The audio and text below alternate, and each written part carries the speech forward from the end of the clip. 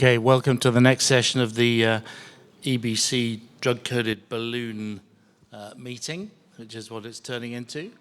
So a session on DCB for bifurcations, joined by my co-chairs, Goran and Marek, whom you know well.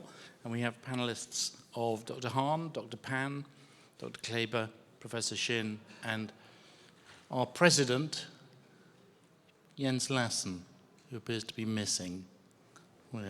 Where's Jens? Anyway, he will come. We're going to start off with some talks about drug-coated balloons, and we're going to start with Davinder Chadha, who I hope is here, to give a talk which I've heard before, which is very good, actually, about bifurcation suitability for DCB. Dr. Chadha. Good evening, everyone. Thank you for the invite. If I can have my slides.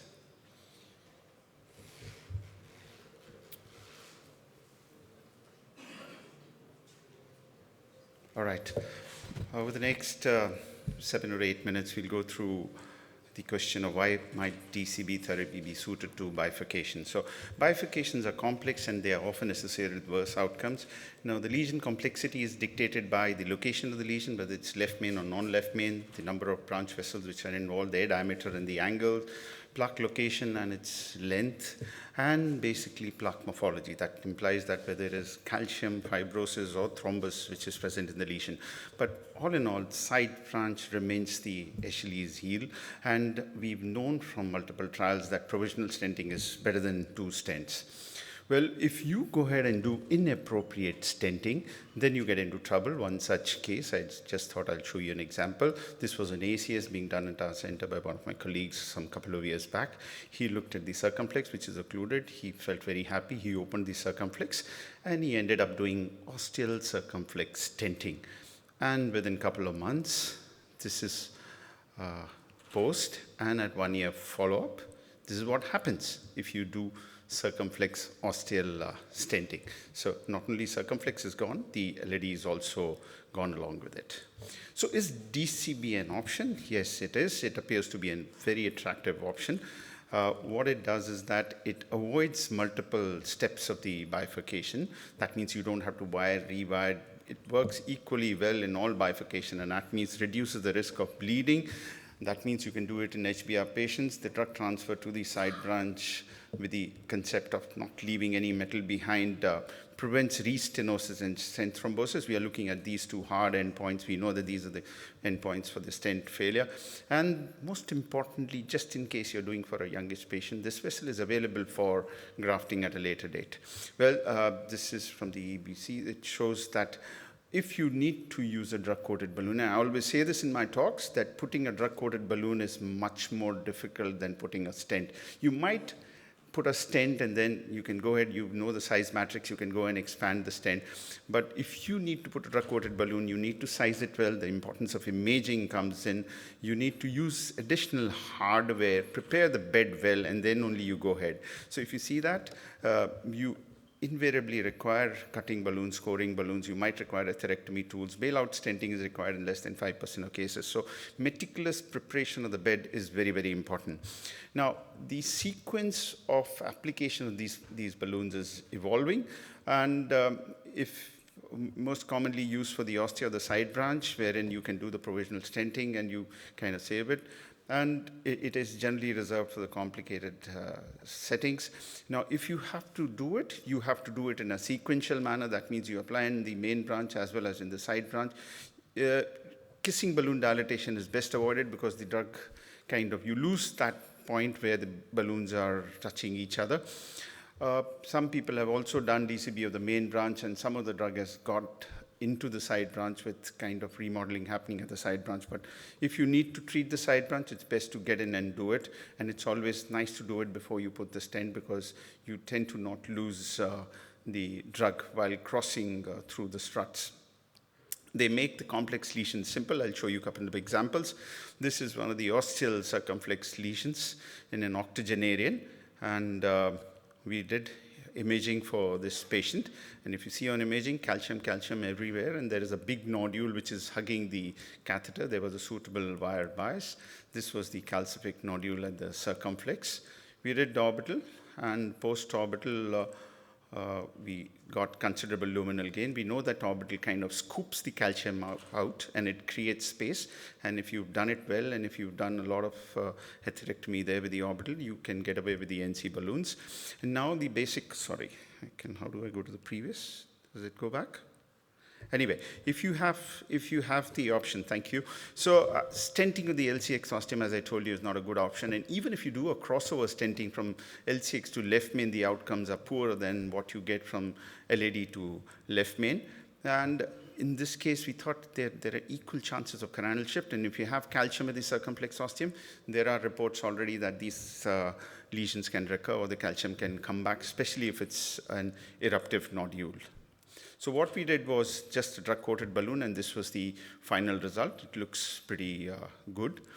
The second was another case, which was not nodular calcium. This was a case which I had done recently in Dr. Annapurna's lab. This was a lesion in the OM and the main circumflex bifurcation. It looked pretty nasty, because the lesion was very tight and there was ectasia, there was size mismatch.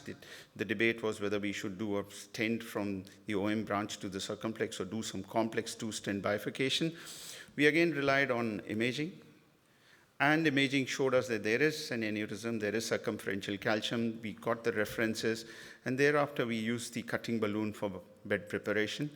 And once we had done that, we just took a 3x20, 330 agent, deployed the agent, and this was the result. The aneurysm had settled, and the result was there to see. If it looks so nice at the acute stage and while you were doing, be rest assured that it's going to look much better at a later date. And this was the post OCT, post-balloon OCT. No major dissections, one small flap which was seen there.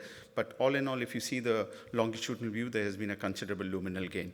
One more complex octogenarian complex case in an octogenarian. Lots of calcium. We were very sure that we are not going to do a two-stent. And if you look at the circumflex, it's kind of tortuous and it's kind of bending, and you just can't move stents in such anatomies. So what we did was that we did cutting for the ostium, the circumflex, and thereafter we coated it with the drug. And thereafter we went with the rotor-burr. We ablated the calcium. It took us quite some time to ablate this calcium. Once this was done, we did an IVUS nurse run. I hope it plays. No, it didn't play. Okay, and thereafter we put a Megatron did a provisional stenting from left main to LM. And this was this was the post run. Oh, it doesn't play. Okay, anyway, the stent was quite well expanded. The LCBS scores were low. That means there was no lipid, so we were justified in, stenting this. There's some delay, some problem with the runs. It's not running. This was the final. This seems to be not working. Can you play the slides from there?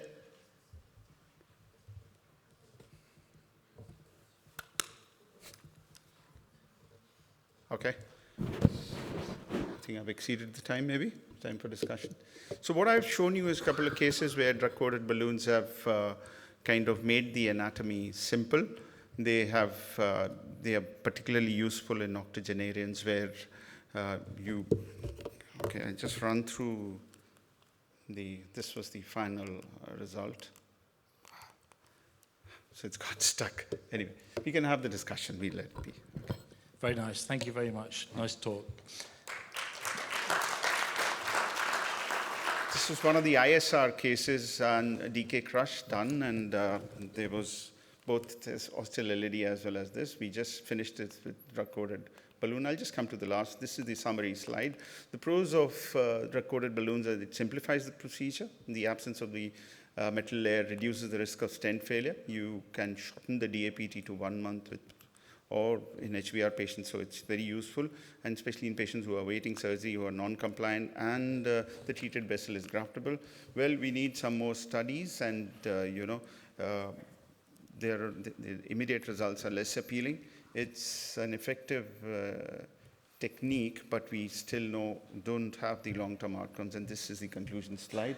What I would conclude by saying is that it's suited for most of the bifurcation anatomies, but we need more work in this segment. Great. Thank you. So I was interested by your comment that it simplifies the procedure. Does it really do that, or does it? It seems to me that although it may simplify it in the sense that you don't end up with a foreign body inside the arteries, it actually makes it more complicated for the operator to think as they go and decide what they're going to do. Whereas previously with a stent, bang, stent, looks beautiful, beautiful now, ugly later. Whereas with drug-coating balloon, it may be ugly now, beautiful later. So you need to evolve. You need to evolve looking at those pictures. We are so used to looking stents and the images being so pretty that we kind of feel very insecure, In life, everything is governed by insecurities. You feel insecure about ugly looking vessel, you will immediately go ahead and put a stent. But now we have papers which say that if there is a TIMI 3 flow, if there is no contrast hold up in the vessel, and if the recoil is less than 30%, can easily back off and leave those vessels alone.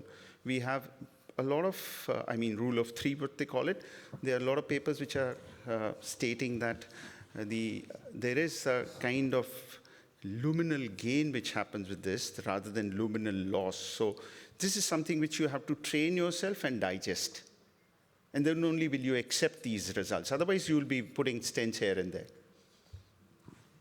You mentioned correctly lesion preparation is a crucial step, most important point. When do you choose for drug-coated balloon preparation, IVL, and when cutting balloon? So I think I have been saying this. I feel that IVL is kind of abused. So this is purely my thought. So, because anyone and everyone, because of the ease of use, you go in and put a balloon, go to 4 atmospheres, deliver therapy, and come out.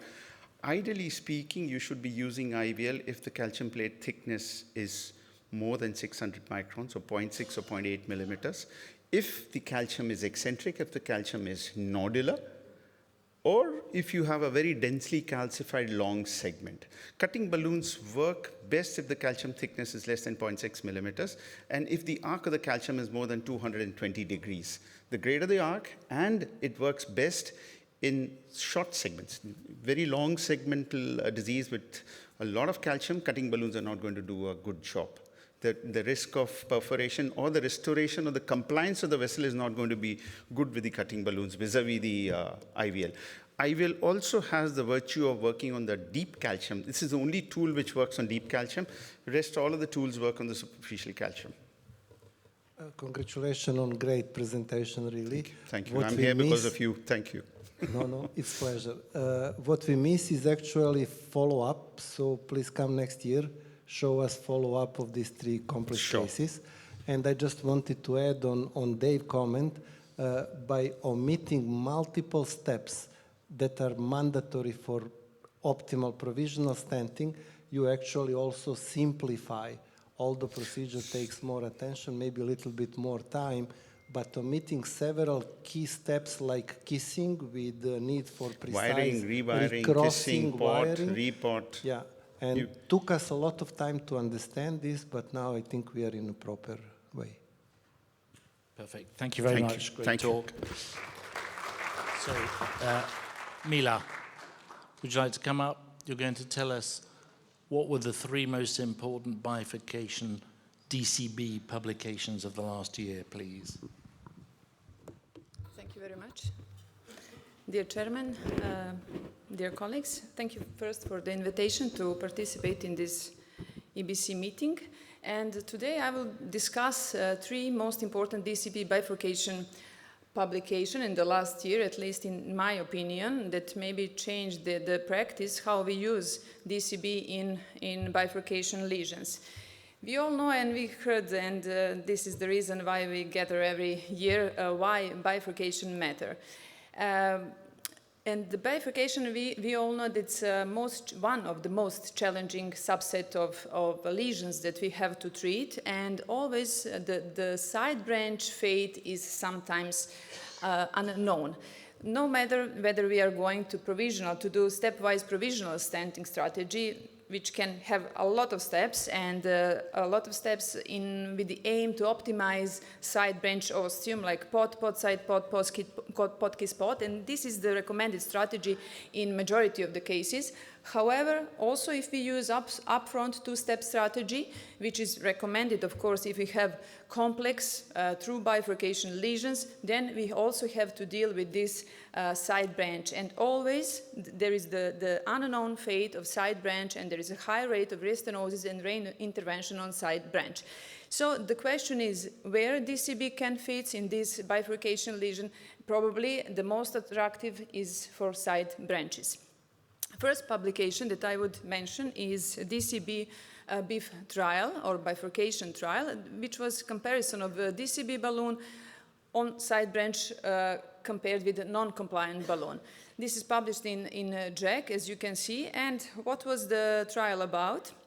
This is 1,200 patients were screened, and some of them, almost 400 patients were excluded, some of them excluded due to the complex bifurcation lesions, then lesion that is less than 2.5 millimeters, then some STEMI patients, cardiogenic shock, severe calcified lesions, and then there is left only 784 patients with crossover stenting and with side branch stenosis, which was more than 70% stenosis. Only those patients were randomized to non-compliant balloon group and DCB group. What was the primary endpoint? Primary endpoint was MACE, which was composite of cardiac death, target vessel MI, and clinically driven target lesion revascularization at 1 year follow-up.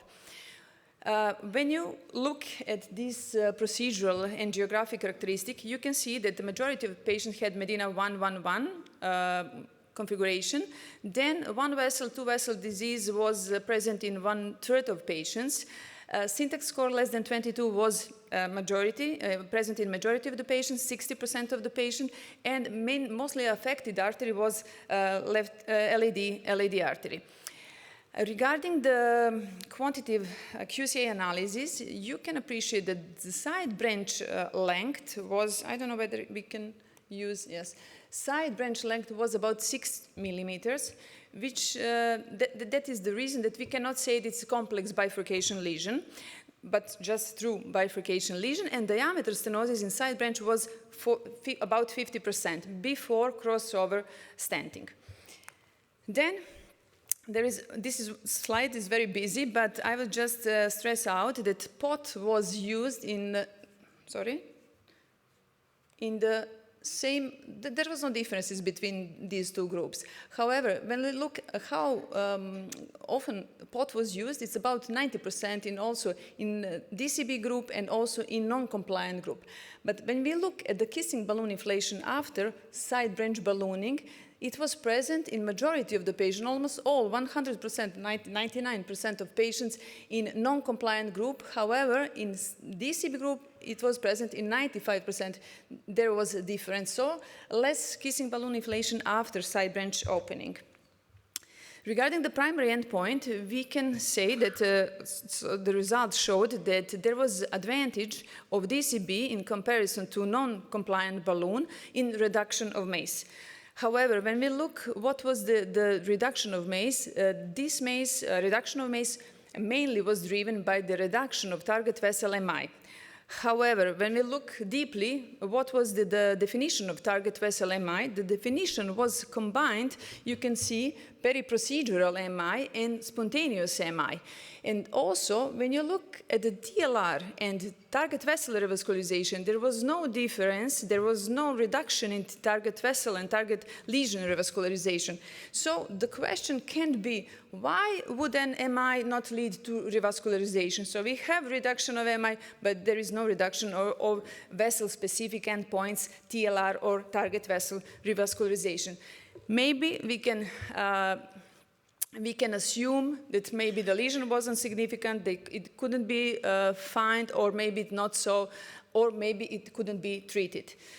And regarding this trial, there's some limitation. I would like to mention one of them, that 60% presented patient with unstable angina, which is unusual.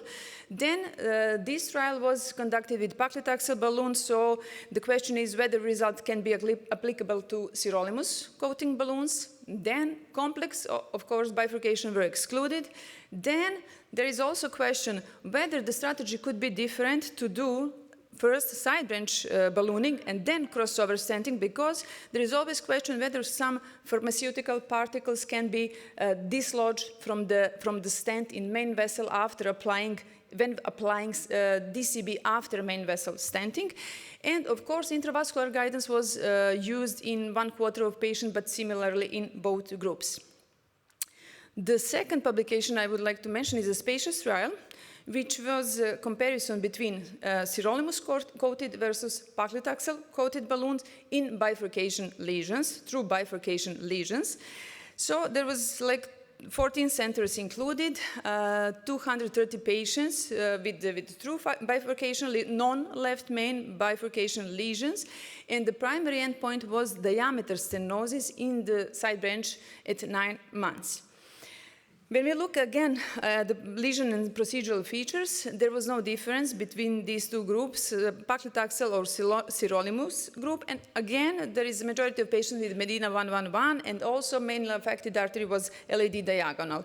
But when we look at the side branch, you can see that the length in the side branch disease of the length was more than 10 millimeters, which can imply that these patients are maybe more complex bifurcation cases than, according to the definition criteria, than in previous trial. And also, when you look about the stenosis after crossover stenting, in both groups it was about 85%. What was the result? When we look at the primary result, which was diameter stenosis in both groups, there was no difference in diameter stenosis, 33 compared to 30% in sirolimus group. Non-inferiority margin didn't cross, so we can say that the sirolimus coating balloons are non-inferior to paclitaxel coated balloons. There was also no difference in late lumen loss between these two groups.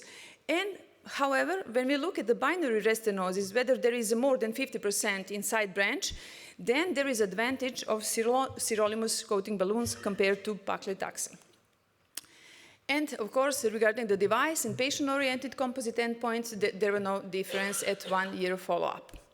The third publication that I would like to mention is the meta-analysis, pooled analysis that included 5 studies, 2 randomized trials and 3 observational studies. It included only patients with bifurcation lesions.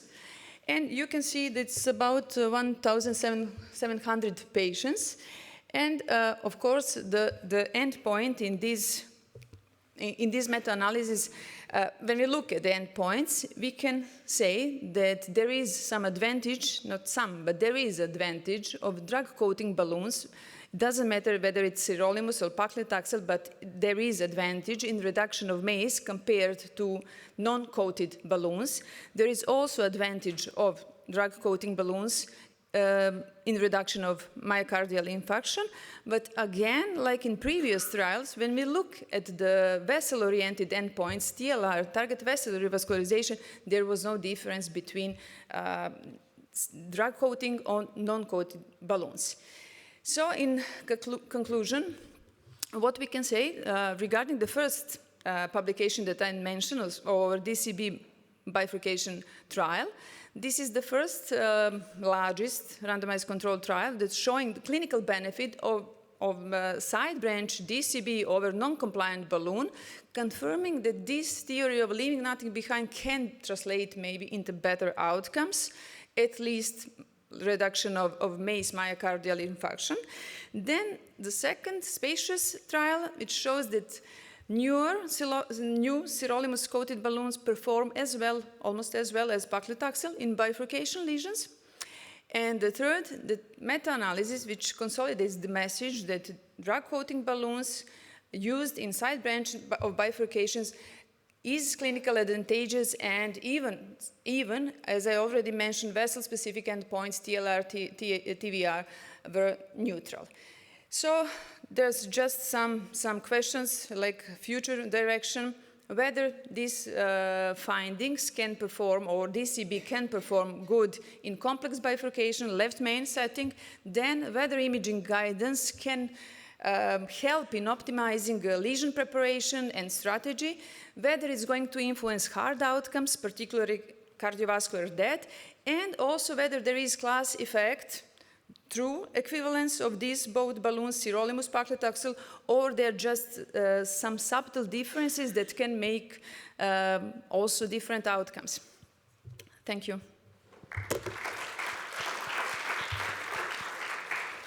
Great, thank you very much. We can open it up for any comments from the panel. Manuel.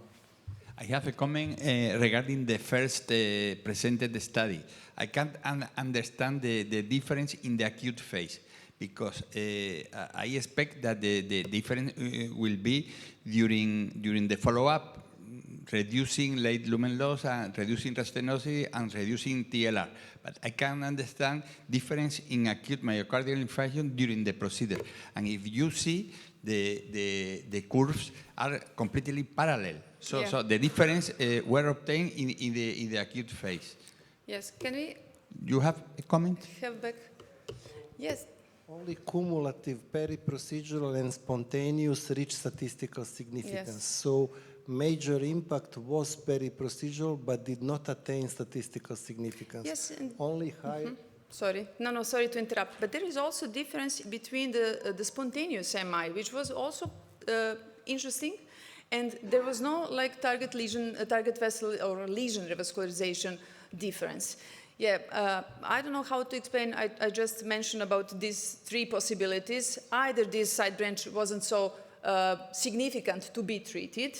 Maybe they couldn't see what is to find the culprit lesion for culprit vessel for this MI, spontaneous MI, or they couldn't treat this vessel. Randomization was done after POT. Yes, So after. position of balloon may make difference in complication rate, and the way it's treated is difficult to mechanistically justify.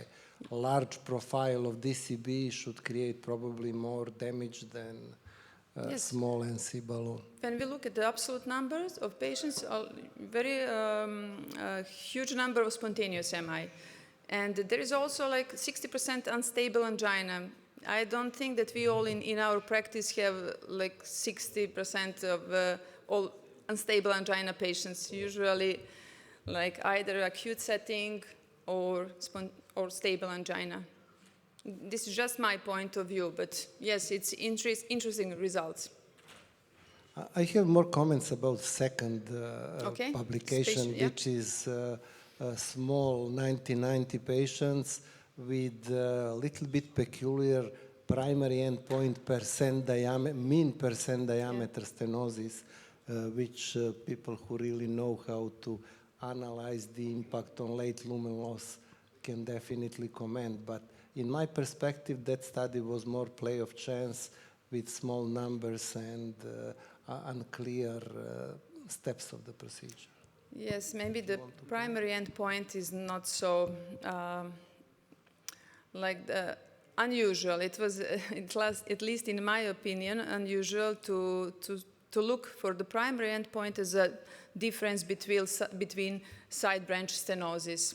So, but when we look at the binary restenosis, then like sirolimus coated balloon performed better. But anyway, small number of patients in this trial, so maybe the results and maybe not applicable to everyday practice. So we use all these kinds of drug-coated balloons in our center. What I can tell you, the crossing with solution drug-coated balloon is, in my opinion, till now, the easiest way to cross through the lesion. Yes, maybe, even after correct lesion preparation. Maybe we should question also the strategy in both trials, like to do crossover stenting and then side branch optimization. Maybe in everyday practice I would do differently, to do side branch DCB balloon and then to do crossover stenting due to the several reasons. One of them due to the not to damage drug while crossing to the stent struts. So this is just one option, but usually if we want to do, maybe it's just my opinion and it's something how I would do in bifurcation lesions, to treat, to predilate both lesions, to do DCB in side branch and to do crossover stenting afterwards, and pot. And maybe with pot we could finish and not to do anything with side branch. But if you want to discuss? Well, it's just an overall comment because it was excellent presented, three trials. They have caveats, all of them, and it's actually where we are in the field. It's not easy to design a proper trial for DCBs. It's not easy, but if we take the trials together and accept that there are caveats in the way they're designed and the way they're conducted and period of time over COVID and whatever, there is a signal. Yes, and yes, there is a signal in the meta-analysis, and it can be vague and it could be pronounced and it could be play of chance, but there is definitely a signal, which is the most important for our community, because if we really like to discuss, leave as less as possible behind. Yes. There is a way forward. Yeah. But we can spend a lot of time of finding all the hair in the soup in the studies. But there is a signal, so it's worth to pursue. Yes, there was like 50 and 60 relative risk reductions in MACE and MI in meta-analysis. Okay, thank you very much indeed. Thank you. So I'm looking to our IT specialists because Shao-Liang Chen is not here. At least I haven't seen him. So I'm hoping he will be with us by Zoom or Teams or some other web technology. Could be TikTok. Is he there? Yeah, Shao-Liang, can you hear us? 2025. He can. The topic of my presentation is understanding the early benefit of DCB in bifurcation treatment. This is Shao-Liang Chen from Nanjing First Hospital, Nanjing, China. This is my disclosure. While there were several previous clinical trials to comparing DCB with either a non-compliant balloon, a BMS, or even DCB for DES for coronary bifurcation lesion, but so far, the DCB coronary bifurcation lesion is the only powered randomized study to compare provisional stenting with DCB for side branch, compared with the provision with non-compliant balloon for side branch in patients with true coronary bifurcation lesion. These are a brief introduction of inclusion criteria. Particularly, we only include patients with simple coronary bifurcation lesion defined by the side branch lesion length shorter than 10 mm. Also, there are several exclusion criteria which are not specified compared to the previous trial. So the primary endpoint was a one-year composite of target lesion failure (TF), including cardiac death, target vessel myocardial infarction, or clinical-driven TR. Secondary endpoints included target vessel failure without procedural myocardial infarction, individual components of the primary endpoint, TVR, as well as stent thrombosis. So basically, we assumed the estimate one-year rate of TLF in provisional stenting with non-compliant balloon group would be 17%, assumed 41% risk reduction in TLF in provisional stenting with the DCB group. Finally, we need to include 784 patients with simple coronary bifurcation lesion. This is a stenting procedure. So in general, so 2 wires in main vessel and in side branch, stenting main vessel, followed by the first part. After part, if the ostial side branch diameter stenosis minimum 70%, so patient will be randomized to NCB and DCB group. After ballooning side branch. If the side branch TME flow less than 3, type B or type C dissection, so the second stem will be required in the side branch. So the remaining steps follow the philosophy of provenance learning technique. So this is study flow chart. Finally, 784 patients with side branch diameter stenosis minimal 70% after POR technique following the staining main vessel were randomized to DCB and NCB group. So in the DCB group, you can see in 10 patients, DCB was not used, but in the non-compliant balloon, DCB was used in 4 patients. Baseline clinical characteristics were very well balanced between 2 groups. Particularly, you can see greater than 60% of patients are unstable angina, with 25% of patients with non-STEMI. So from the lesion measurement, so you can see most of the lesion could be classified by Medina 111 or 011, and unprotected left main disease was seen in 15% of the patient. Finally, after the final part, so the crossover rate from provisional to two-stent technique was pretty low, only 3.5% in both groups. Otherwise, intravascular image guidance was used in 26% of the patient. Finally, complete revascularization was achieved in 62% of the patient. So this is the table shows the primary and secondary endpoint. At 1 year follow-up, the primary endpoint occurred in 7.2% in the DCB group compared to 12.5% in the NCB group with very significant p-value. However, you also can see there was no significant difference in individual components of the primary endpoint, except for the high rate of spontaneous myocardial infarction in DCB group, which was 1% compared to 3.6% in the NCB group, also with significant p-value. No significant difference in terms of the TLR, TVR, or tardive lesion failure without the per-procedure myocardial infarction. So this Kaplan-Meier curve shows the distribution of 2 curves. So significantly, you can see 2 curves separated each other at a very early procedure. It's because of the relative high rate of procedural myocardial infarction and the subsequent increased spontaneous myocardial infarction. So I think this is the last slide to show the representative case with the Medina 111 coronary bifurcation lesion involving LAD and first diagonal. So baseline I was for ostial diagonal confirmed a very tight lesion with a very small minimal lumen area. So after 2 hours, pre-dilation for main vessel and standing main vessel. So the spider view show very good results for LAD, but the ostial diagonal was compromised further. So we performed the kissing balloon inflation using 2 NCB followed by DCB for diagonal, followed by second kissing and the second port.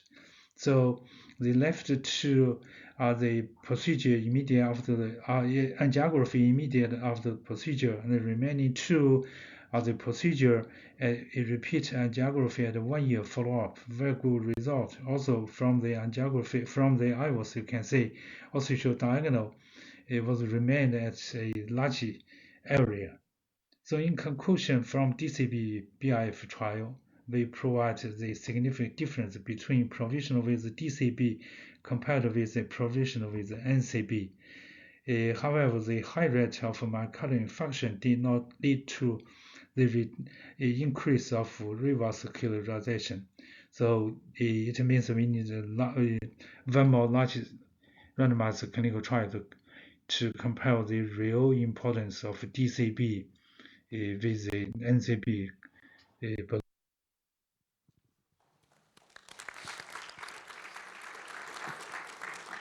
Thank you very much, Shao-Liang, and thanks for joining us. You know, it must be pretty late in China. So open to the panel for any questions for Shao-Liang, most particularly about the early change. Hi, Shao-Liang. I hope you can hear me. Thank you for your presentation. You have few patients with spontaneous MI during follow-up. He's not connected. So. Is he gone? No, Bedtime. not connected. And the question was... Video. It's goodbye. Okay, so we can chat amongst ourselves. What?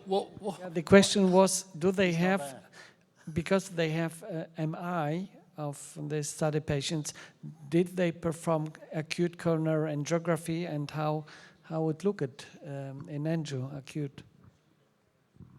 It was dissection, it was thrombosis, we don't know.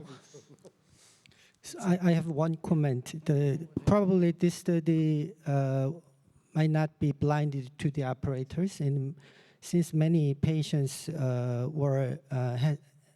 the ACS, the DAPT strategy might be very important, and we do not have any information on antiplatelet therapy. So I think one of the reasons might be the difference in antiplatelet strategy between the two groups. Okay, Franz, you had a theory when we discussed this before. I mean, if we assume that this is a real result, then the main difference between the two groups is probably the time the balloon is open. So the question is, does a longer balloon inflation in this way, the drug balloon, cause this difference? But it should be the opposite way, shouldn't it? I mean, you know, we saw an immediate benefit to the group that had drug-coated balloons. No. It should not create more damage. It could. This we don't know, but this is the only difference. That's what I'm saying. So. Okay, so protection. So basically, leave the balloon up longer, and you're protected.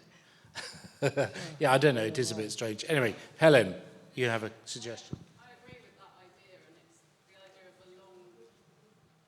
1 minute, 6 atmosphere inflation in the side branch rather than a quick up and down with a non-compliant balloon. So better angioplasty, a long, low pressure inflation in the side branch rather than a quick up and down. My other just quick comment, sorry, while you've given me a microphone, but we were talking in the presentation about it being a way of avoiding metalwork. I think we have to shy away from that when we're looking at DCB BIF, because what we're comparing to is one stent and one stent. And we've done provisional for a long time with either a kiss or no kiss in the side branch, but with no drug and with good results. And we're comparing that with putting a drug. So we're not changing the amount of metalwork. Fair point. Thank you. Yeah, that's curious. Maybe the longer, better angioplasty is the answer. Okay, any other points, or otherwise we'll go on to Bruno next, who's going to tell us in a sort of detail void. Bruno's just going to tell us how to do it. So I don't know if I have the final answer. Can I have the slide, please? This is just some repetition of the issues we have with bifurcation treatment. We have different diameters in different parts of the bifurcation. We have different angles, and in no case there's a 90 degrees angle for the side branch, and that's the reason why you have to optimize stents if you use stents in bifurcations. We have 3 basic options how to include DCB in the treatment of bifurcations. Number 1 is this blended approach. This word comes from Patrick, where we still use the drug-eluting stent in the main branch and use the DCB in the side branch, which has been the case in the BIF trial we just discussed extensively. And with this variant, the question is, what is the sequence of treatment? I learned 3 years ago when we started our discussions here in the European Bifurcation Club that first implanting a stent is the must-have, and you can only touch the side branch if you have optimized the stents. That's what I learned here. And we said, oh, but our experiences are you can make it simpler if you deliver the drug to the side branch first, then forget the side branch, and then implant the stent and optimize it. So that's one of the questions with this approach. The second approach is the puristic approach when treating the side branch and the main branch.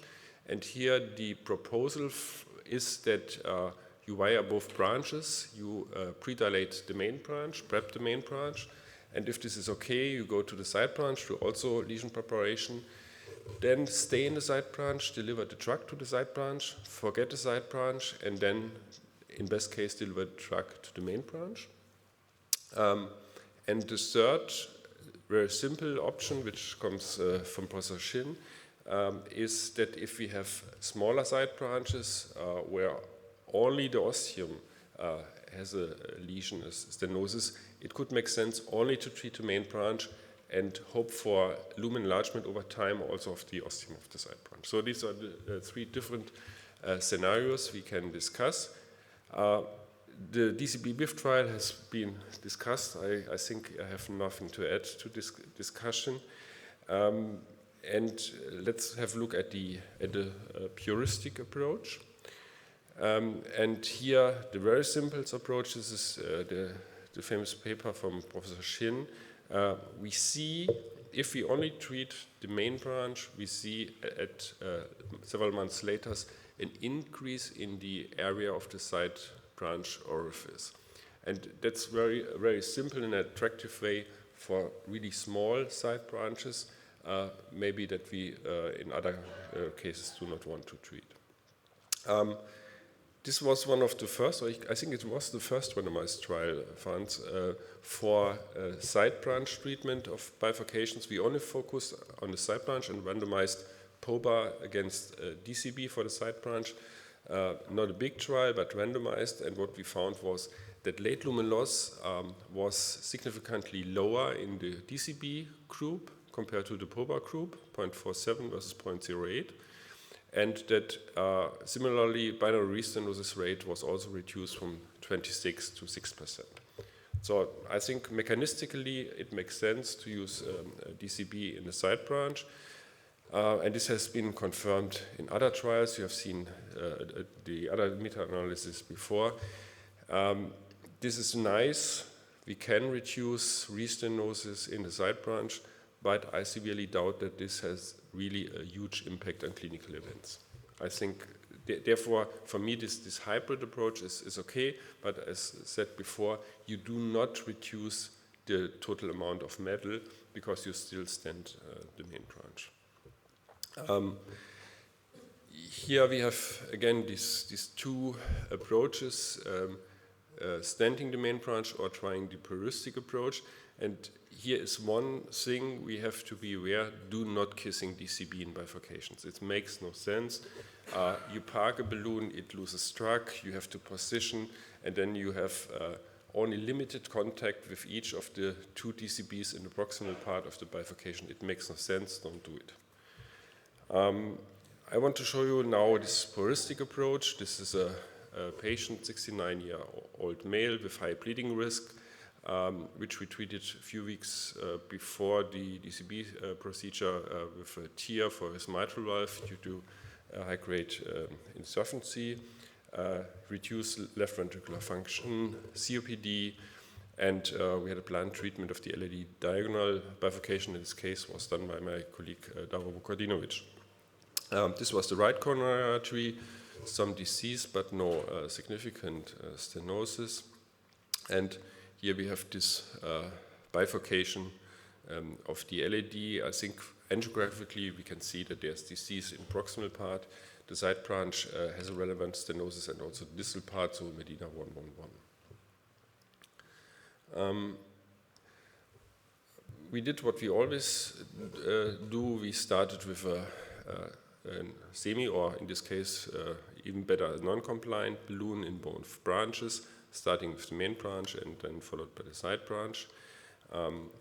and this was the result. So we see some improvement of the lumen, but especially in the side branch, there's still residual stenosis, there's some haziness, and so there is, from my point of view, there was angiographically a need for optimizing this lesion preparation result, and in this case we used a scoring balloon in both directions, in this case 3.0, maybe a little bit too small for the main branch, but we did it with high pressure in the main branch and with nominal pressure in the side branch.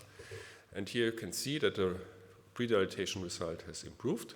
It's still not stent-like, but I think we have a reasonable lumen gain in the proximal and distal part of the main branch, and also an acceptable lumen gain in the side branch. And this fulfills the criteria for DCB only: a good flow, no flow-limiting dissection, and this criterion of a diameter stenosis of maximum 30%, which is debatable if this is the right value. And here we use sequentially paclitaxel-coated balloons, Prevail 3.0 by 20 from the LED to the diagonal, and then 3.5 by 25 for the main branch. And always sequentially, not a kissing strategy. So this is now the OCT after DCB treatment in the LED. You see there is dissection, but the true lumen is significantly larger than the false lumen, what you can see here. There's still some stenoidal stenosis, and you have seen the origin of the side branch, which looks very well. And we have also the OCT starting in the side branch. There was an older drug-eluting stent, a little bit more distal. And here we come also to the treated area, also dissection, but a good lumen. And we end up then here again in the lumen of the LED. And this is the angiographic result. You should always check the result also during the procedure in at least 2 projections, because angiographically it's sometimes hard to discover relevant dissections if you have only one view. And here you can see again, there's a good flow. The LED looks very nice, and also the origin of the side branch is acceptable. It's not perfect, but you can accept it in this way. So my conclusion is that bifurcations are a frequent scenario in our daily practice. Provisional T is still the most frequent used treatment strategy. With respect to the side branch, DCB reduce late lumen loss and restenosis, and possibly TLR, maybe, we do not know. But it is unclear if this really leads to a relevant reduction of hard clinical endpoints. So the advantage of DCB in bifurcations, in my opinion, is to simplify the procedure by avoiding kissing, by avoiding stent optimization, by limited use for intravascular imaging. We have to prove now if this real reduction of permanent implants, including the main branch, is also beneficial for the patient, and this is the part of the EBC DCB randomized trial, which will Dave give us more information later.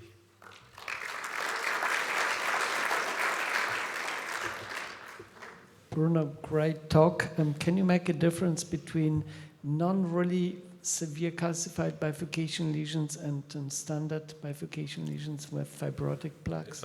Yeah, very good point. Number one, in my opinion, if we have calcified lesions, we need intravascular imaging for lesion preparation. That's for sure. If you have simple bifurcations, in my opinion, you can also do angiography guided only. Number two, you have to do for DCB the same calcium modification approaches as for stenting.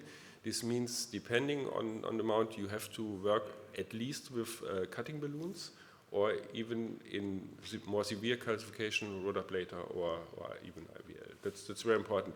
You have to create cracks or channels through the calcium that the drug can get to the deeper wall. If you do not have those cracks, then you have no drug in the deeper wall and you have restenosis. May I ask you something?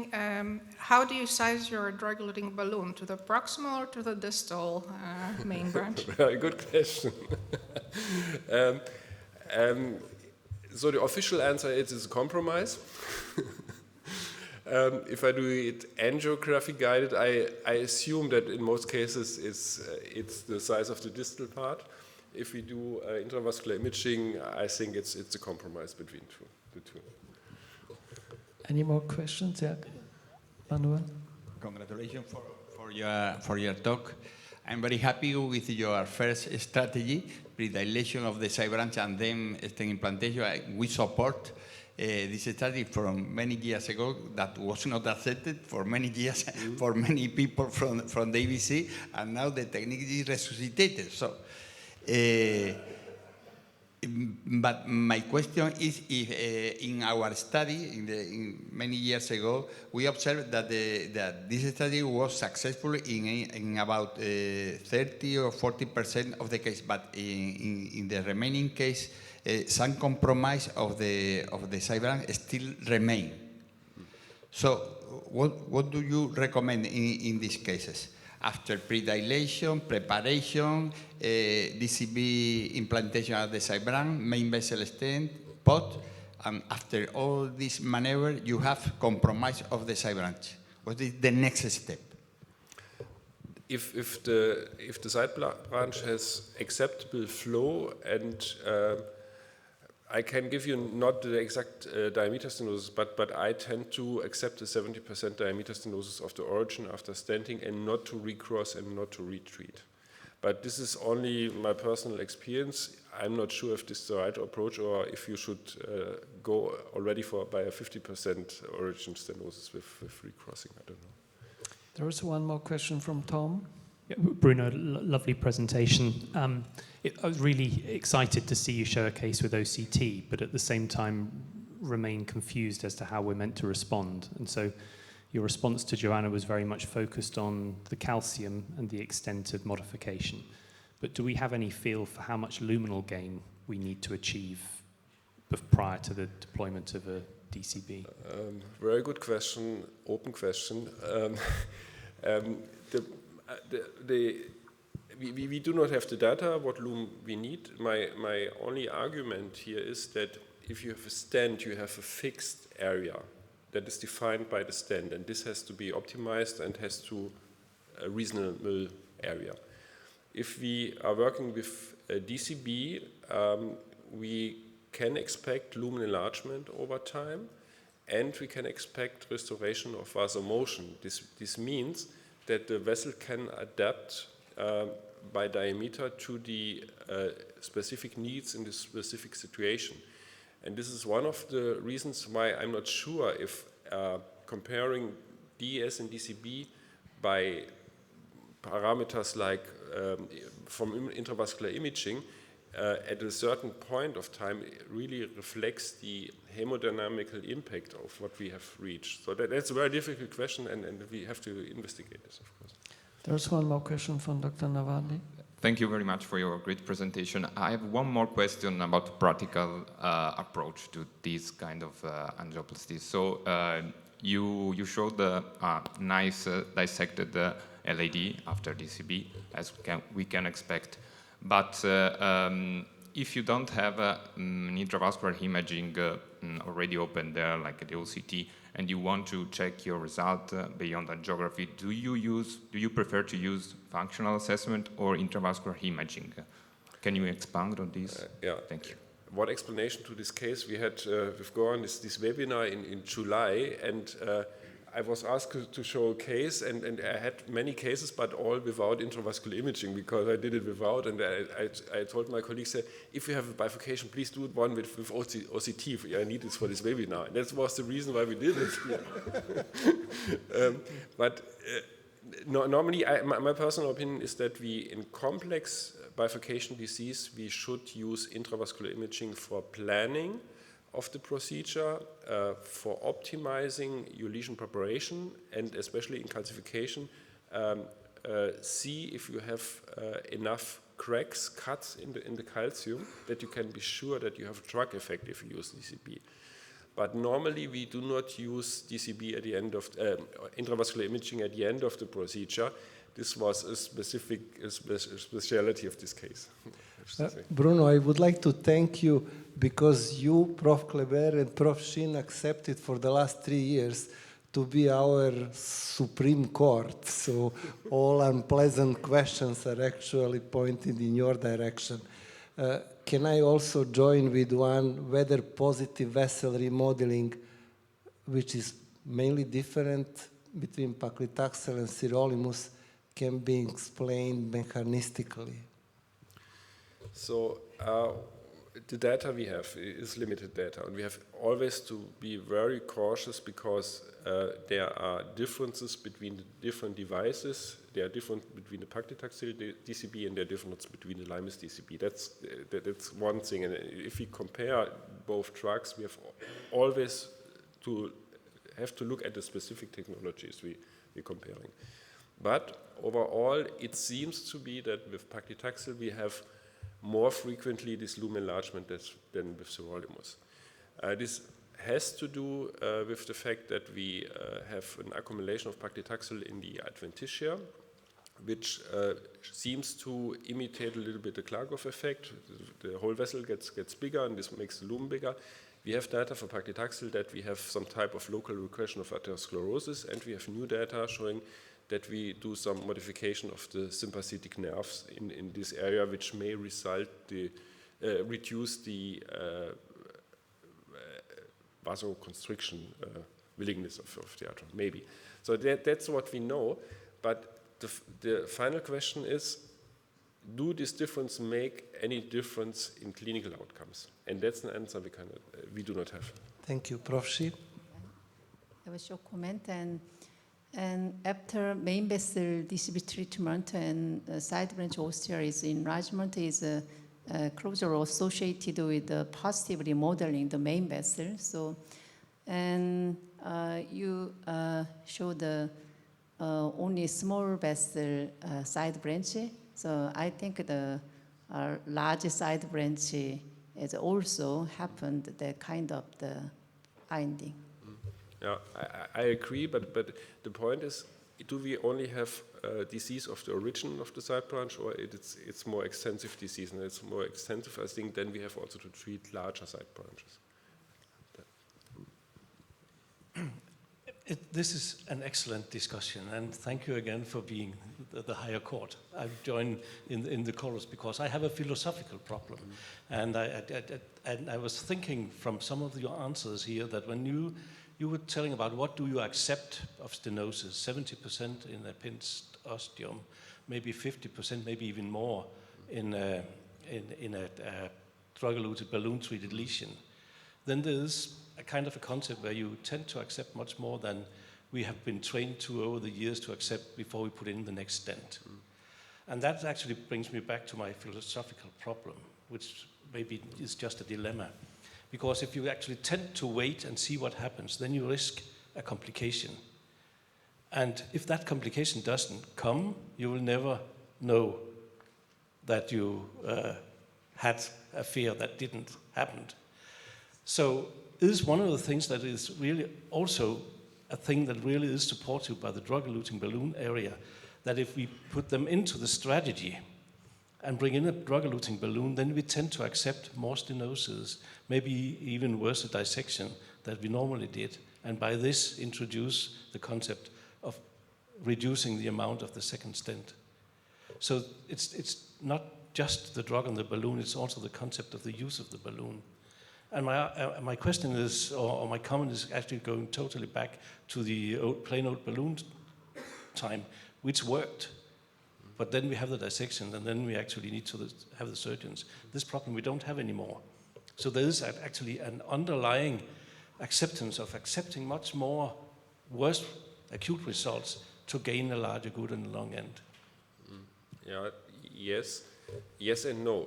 The difference between the older times is that we have now specialty balloons, we have calcium modification tools which are very powerful, which were not available in the times before stenting was there. We have dual antiplatelet therapy, which allows more risk, I would say, because we can reduce the risk for thrombotic complications, and we have always the stent. If it's not okay, then we implant a stent. That's it, and that's our safety net, and I think that's the big difference between now and the older times. Do you agree that we should consider placing stent in this situation as a sequence, like in provisional? It's not actually failure if we put stent. It's just the last step that we make to finalize treatment of that specific bifurcation. So you mean the blended approach? Yes. If we do this, yes, I would prefer to start with the side branch, prep, of course, the main branch, and consider if you have to implant a stent at all. Treat the side branch, forget the side branch, and then take care for the stent. Yes, but if it's possible to avoid the stent in the main branch, hopefully this will be a better option. It's optimal, but even if we need to put stent, it's just another step in the same procedure. It's not failure. Yeah, it's part of the strategy. Part of the strategy. So we try to implant at least as possible permanent implants, but if we have, it's okay. It's okay, yeah. It's okay. Thank you. I think we have time now for Dave to present the last presentation in a little bit less than initially. That's okay. It's not a long presentation, this one. It's really just to update everybody about the status of the EBC DCB study. I thought we couldn't call it that because it was too much of a tongue twister, but Thierry Lefebvre said we had to. So I would never disagree with Thierry. Okay, so the objective of the study, as you possibly all know, is to determine if DCB treatment of true non-left main bifurcation disease is non-inferior, a few too many nons there, at 1 year. So why this? Well, you know, if we spend a lifetime really arguing about the theoretical 1 stent versus 2 stent argument, then why not the logical production of that being no stent versus 1 stent? And that's now really where we are. Of course, practical reasons why this might be beneficial for the actual procedure have been alluded to already during this session, and there are lots of them. And then pragmatic reasons why subsequent to the procedure this may be very helpful to use drug-coated balloons instead of a stent is, of course, you have no foreign object in the coronary artery. As a result of that, you don't have the 2% year-on-year MACE rate related to that stent, and very importantly, no obligate antiplatelet treatment. You can stop the aspirin when they need to have their hip replaced. So the design of the study is 750 patients, perhaps more than we would have ideally liked, but that's what the statistics required, even however hard we massaged them. 8 countries and 20 sites is how the study is set up. For those of you who are eagle-eyed, you may notice there are only 7 countries here, but the other European country involved is Korea. And we're delighted to have our Korean colleagues in this study. So again, back to the design. So what we're anticipating in the study, what we want you to find is bifurcation lesions responsible for the presentation, and that means at least one of the following: a true bifurcation, maybe 70% or so angiographic main vessel disease or side branch disease with positive testing, either non-invasive or invasive, for ischemia. And we want the side branch to be either 2.5 millimeters in diameter or, adapting the SNU criteria from Bonkonku, 73 millimeters long. You have to get out a ruler and measure it. Not really. Or a lone diagonal. And those will all be significant side vessels. We are lucky to have a unrestricted grant from Medtronic. So the devices used in the study will be the Medtronic family Onyx Stent Prevail balloon.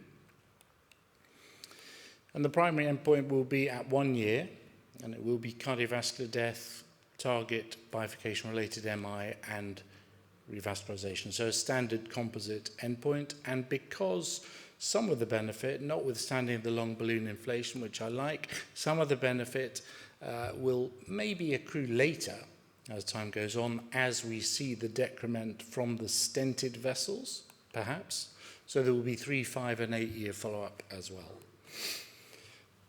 Apologies that this is a little bit involved, but suffice to say this is a strategy trial. In other words, we don't wait and see if we're doing okay before randomizing. We randomize at the outset. Okay, this one's drug-coated balloon, this one is provisional stent. And there are criteria by which we will encourage people to cross over, but not too liberally. Actually, even these criteria may be a bit too liberal. 30%, could be 50%. I mean, it's just made up, let's face it. So what we don't want is a vessel-threatening dissection to be left alone. But other than that, there's some latitude here, I think. This is what we're hoping for, a nice shaped graph. This is what we have Manuel. Well done, Manuel, has put a couple of patients in, and they were the first to do it, Manuel and his team. And recruitment at the moment, because the sites are only just coming on stream as we speak. So Spain and France are up and running and have recruited.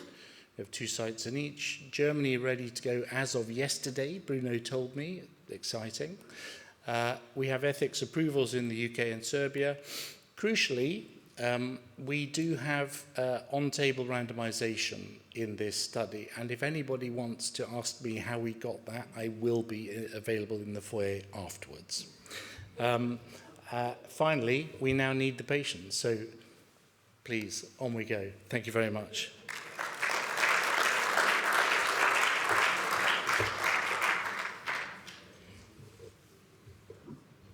Open for comments and discussion, not regarding the design. Yeah, please. Can we have microphone here? I have a question about the side branch length in inclusion criteria. Is there any issue if the side branch length is more than 10 millimeters?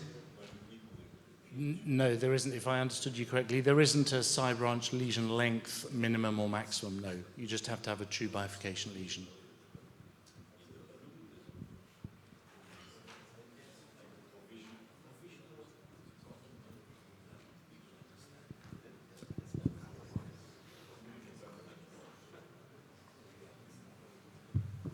So no questions or remarks? Yeah, there was one more question. Do you include patients with ISR in the bifurcation? No, that is an exclusion. I didn't go through all the exclusions, but not ISR. There was one more question. Thank you, Dr. David, for a very interesting study. Interestingly, the randomization is after a good pre-dilatation result. So once you achieve a good pre-dilatation result, there is a DCB and a NC arm. In the poor pre-dilatation result, there is no DCB, is it? I'm not sure if I got you correctly there, but the randomization is up front. So, but in the chart, don't we randomize if there is a poor pre-dilatation result, there is no DCB arm, right? The DCB arm is only... They're in the DCB arm, but if things go wrong with your pre-dilatation, as it were, then you can end up with a stent. But the randomization is at the top. So they will be in the as-treated population versus intention to treat population. So we will have 2 results. You will be able to, yes, definitely. There will be a sort of per protocol, if that's the right term. Yeah, because once we compare the subset where the pre-dilatation result was good and they were randomized to a balloon versus a DCB, so it will eventually tell us the long-term effects of a DCB versus a plain balloon for a focal lesion in the side branch. Yes, maybe, but you've got to tease that out from all the other results. I'm not sure if you'll necessarily get that information. Yeah, thank you so much. Okay, thank you. So do you have any specific recommendation for intravascular imaging? It is encouraged in the stent arm, and it is per operator discretion in the other arm if they think they know what they're looking at. What if the more frequent to use in the DCB group or the other. Yeah, no, that's a hazard, but I think we have to, we have to encourage people to do an optimal stent procedure, and currently optimal in the DCB group is unknown, and the contribution of IVUS is also unknown. Sorry, just one quick question. What about the double antiplatelet therapy after the two groups? Antiplatelet therapy. Yeah. Yes, I was hoping nobody was going to ask that. It is different in the two groups, actually, and we're taking advantage of the fact that there should be no reason to give antiplatelet therapy for long duration in the drug-coated balloon group. So we're sticking to the guidelines for the stented group, but we're not sticking to the guidelines for the drug-coated balloon group. Thank you. Sorry, a quick one. Are you going to pre-specify subgroup analysis by bifurcation complexity? So like definition criterion type complexity? We haven't, largely because I think these aren't that easy to find and get in the study, surprisingly. So we're not expecting a high volume of particularly complex cases, basically. There might be 5 to 10% only.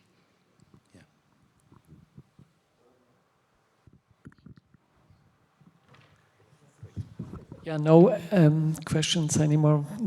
Thank you so much for joining the session, and see you later.